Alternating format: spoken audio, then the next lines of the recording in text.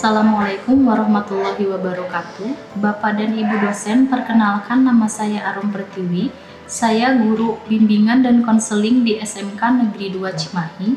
Dan saat ini saya juga sebagai mahasiswa PPG dalam jabatan kategori 2 Bimbingan dan Konseling Universitas Pendidikan Indonesia tahun 2022 dengan nomor peserta PPG 201800355780 dan NIM PPG 2214600. Pada kesempatan kali ini saya membuat video layanan konseling individual kelas 12 dengan teknik REBT ABC. Video ini dibuat dengan tujuan uji kinerja UKM PPG periode 7 tahun 2022. Selamat menyaksikan. Terima kasih. Wassalamualaikum warahmatullahi wabarakatuh.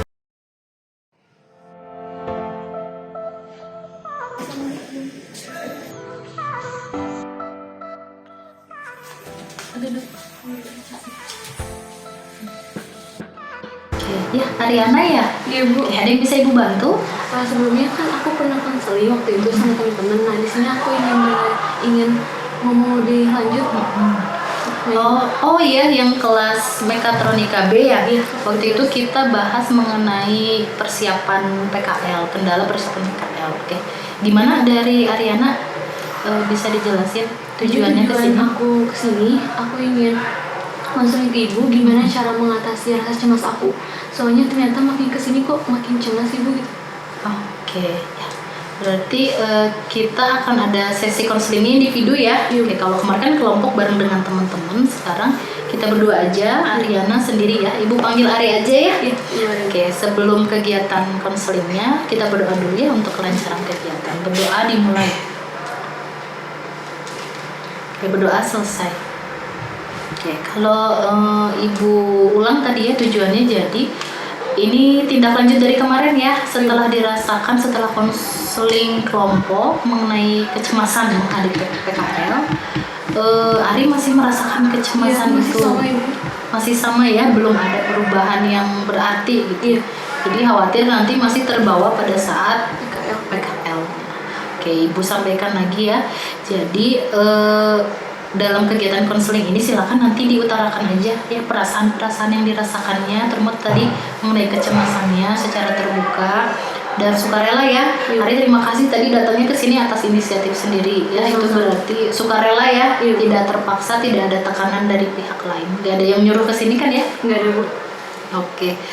Sebelumnya Ibu mau ngobrol-ngobrol dulu mengenai Ari. Kalau cemas itu sudah ada dari mulai kapan?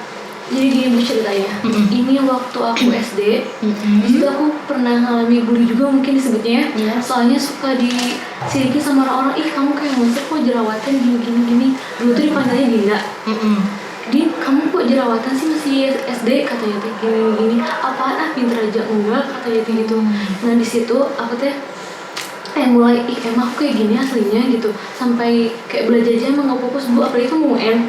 Situ mama khawatir, kata mama teh udahlah kita jangan terlalu dipikirin, tapi aku tetap mikirin. Di situ aku kayak cobalah dengerin omongan mama, kayak udah fokus aja belajar sama les juga.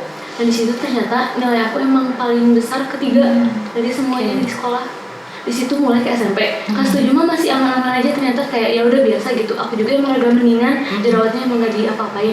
Pas nginjek kelas 8 mungkin lagi masanya puber kali ya, kelas 8 itu di situ muncul lagi hormon aku lagi nggak stabil, makin banyak banget Bu, merah-merah di mana-mana. Di situ teman-teman aku makin ngomong gitu lagi kayak, "Ih, Ari kok kayak gini lagi sih? Ari gini." Soalnya ada teman aku juga yang dari SD, SMP sama. Kok kayak gini lagi? Terus teman-temannya juga pada ikutan, "Ih, Ari apa nih? Kamu udah gendut, cuma jerawatan, muka merah, gini-gini, hidup pesek gitu Bu." Oke, jadi kalau pada saat itu berarti munculnya pertama di SD ya, ada kejadian itu teman-teman sekelas memang yang banyak seperti itu atau hanya beberapa orang aja. SMP baru hampir sekelas. SMP itu kejadiannya hampir satu kelas karena memang kamu merasa memang ada kekurangan fisik atau itu penilaian dari mereka aja? Penilaian dari mereka, jadi aku dengerin omongan mereka aja, oh mereka ngomong kayak gitu, berarti aku emang kayak gitu gitu Bu. Padahal sebenarnya wajar ya pada saat itu di usia memang lagi pubertas gitu. Kalau dari teman-teman lain nggak ada yang seperti itu di kelas? Ada cuma 1-2 nih Bu. Sama juga menerima perlakuan seperti itu dari teman-temannya. Tapi itu non muslim. Itu waktu di SMP orang yang melakukan perundungannya itu aja atau banyak?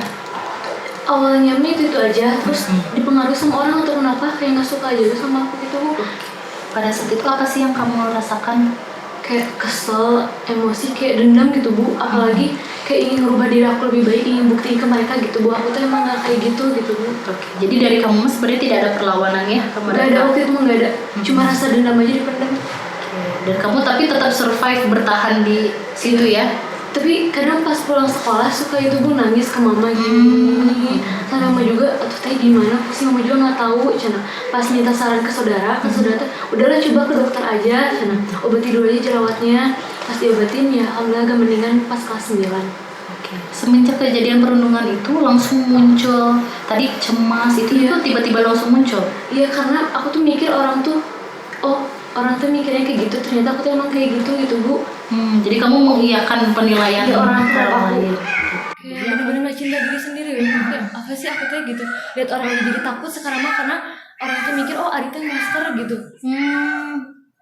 Jadi sampai ada labeling seperti itu. Tetap kamu tidak ada perlawanan. Gak diem, kamu adalah orang kayak gitu, biarin aja, juga lupa katanya gitu. Setelah itu masuk ke SMK. Iya. Bagaimana di SMK? Alhamdulillah banget Bu, kayak gak ada perundungan, gak ada. Terus walaupun temen-temen cowok gitu Bu, tapi tetap kalau aku tuh baik gitu, gak bisa ngebeda-bedain.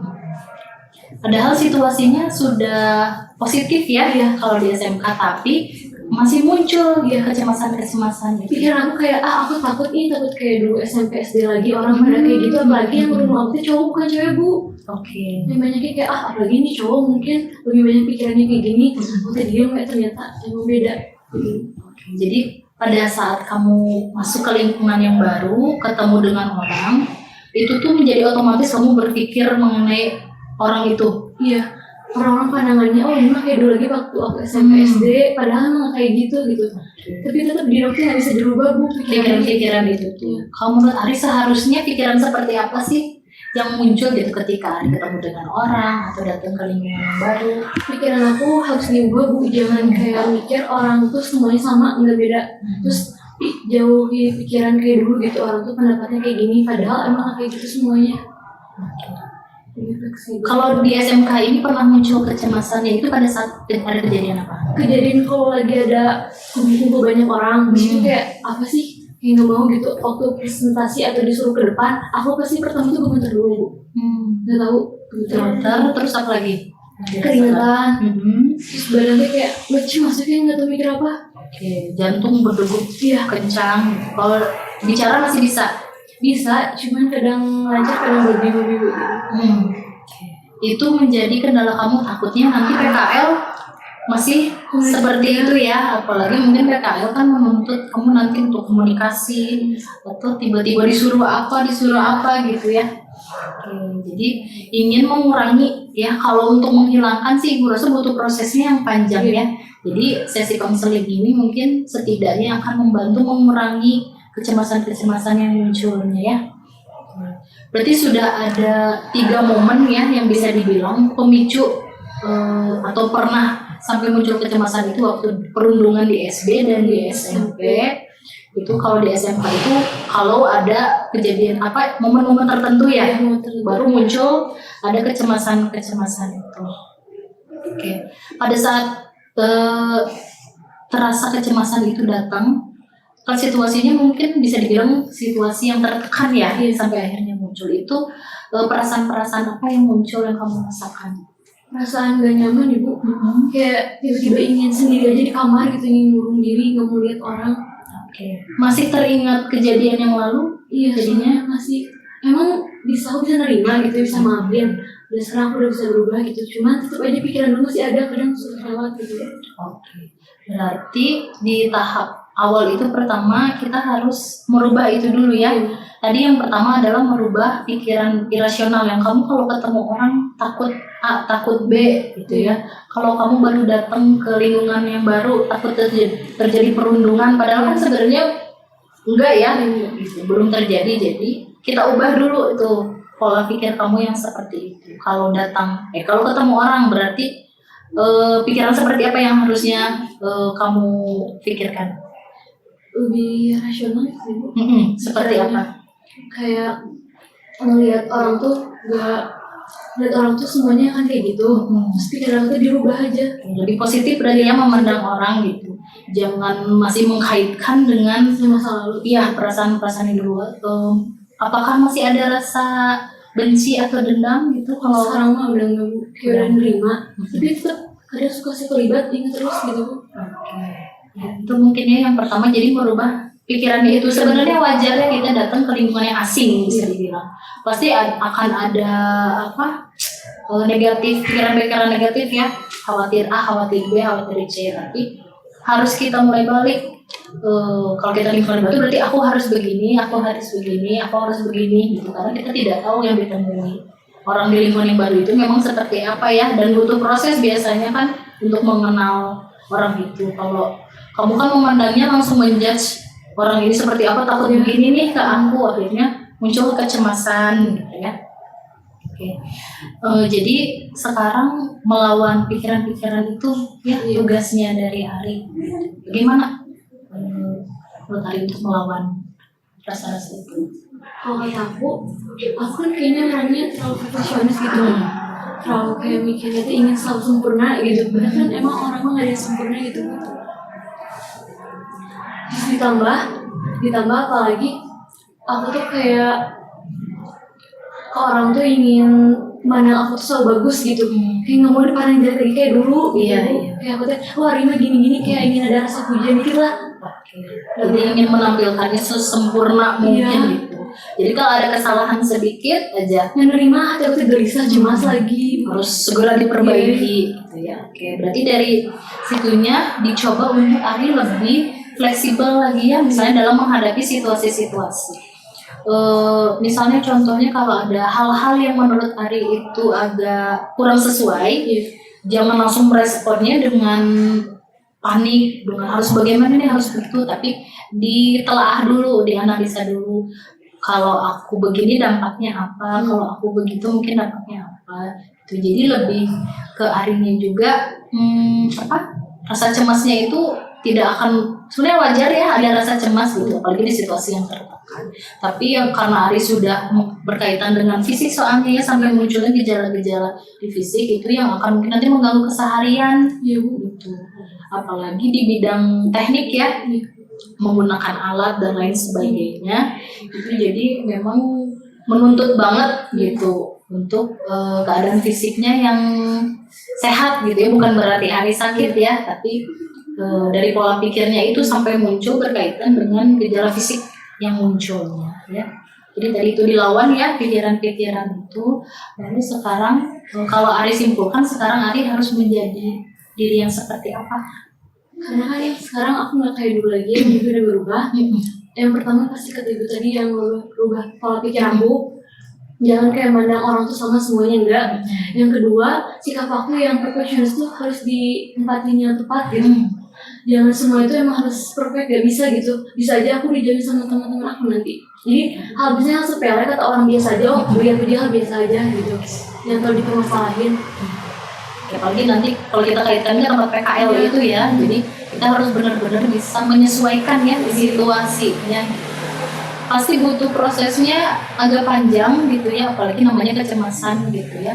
Jadi sambil dilatih gitu ya, mulai di rumah dulu misalnya pertamanya. Di rumah Ari tinggal dengan sama mama, sama adik, sama ayah, berempat ya. Nah, mulai di rumah dulu misalnya interaksi dengan keluarga di rumah gitu, untuk mengatasi kecemasan-kecemasan itu.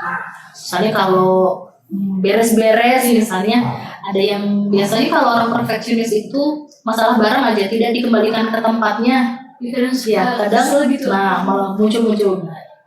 Kita cari responnya ya, jangan kesal, tapi gimana nih buat mengatasi itu gitu ya. Jadi biar dari hal-hal harian aja seperti itu dulu. Jadi biar Ari punya perasaan fleksibel gitu ya, menerima karena tidak, kalau itu kan kesannya Ari itu ingin orang-orang itu sesuai dengan apa, sesuai dengan Ari gitu ya, sedangkan tidak bisa seperti itu ya. Nah itu mungkin yang bisa menjadi tempat untuk mengurangi ya, untuk berlatih gitu sampai nanti mulai ke lingkungan di luar rumah gitu dengan teman-teman kelompok misalnya ya pada saat melaksanakan kegiatan tugas-tugas kelompok gitu, baru nanti yang sesungguhnya nanti ya yang Arita Putih itu di tempat PKL ya. Jangan lupa juga untuk sharing misalnya di keluarga dekatnya dengan siapa ayah sama itu juga sering diadakan sesi berbagi kamu ya misalnya ada kesulitan apa, jadi ada apa ya, biasanya kalau kita sudah bercerita sudah rilis gitu ya apa masalah yang disampaikan kita juga lebih bisa menerima gitu ya, jadi jangan dipendam gitu nanti akhirnya malah menumpuk jadi masalah baru gitu ya. Jadi mungkin dari ibu itu sih ada yang mau ditanyakan? cukup itu aja. Cukup, oke. Mudah-mudahan dari hasil kita ngobrol hari ini bisa menjadi masukan ya buat nanti gitu. Kita pelan-pelan dicoba mulai bukan merubah ya, tapi mengurangi hal-hal yang negatif. Kita mencoba hal-hal yang positif gitu. Karena dampaknya juga untuk hari lagi gitu ya. Lagi nanti untuk PKL berarti kaitannya dengan nilai gitu ya. Pasti kan ingin nilai yang bagus ya. Gitu. Jadi performanya juga harus bagus. Percuma misalnya kompetensi kita udah bagus, dapat tapi karena ada kendala itu gitu. Diadaptasi, dipercaya diri, akhirnya gitu terganggu. Akhirnya malah tidak maksimal, tidak sesuai dengan harapan. Akhirnya timbullah kecewa dan lain sebagainya. Oke. Nanti kita adakan sesi yang kedua ya untuk melihat sudah seberapa ini. Mudah-mudahan sih sudah mulai berkurang ya rasa-rasa cemasnya. Jadi memang intinya harus dilatih gitu ya, dilatihnya dengan keseharian hari gitu.